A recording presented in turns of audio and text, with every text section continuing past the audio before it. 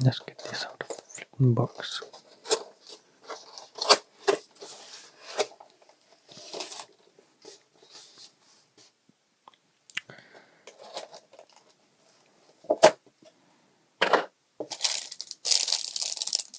I have the key remover as well as the switch remover, I believe, and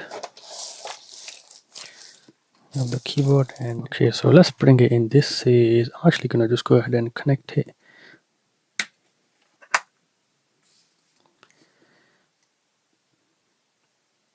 Okay, there we go. So I don't know what the heck it's doing.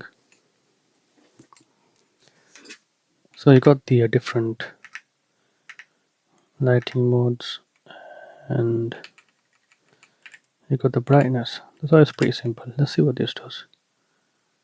Oh, it changes the volume. That's pretty nice. Perfect.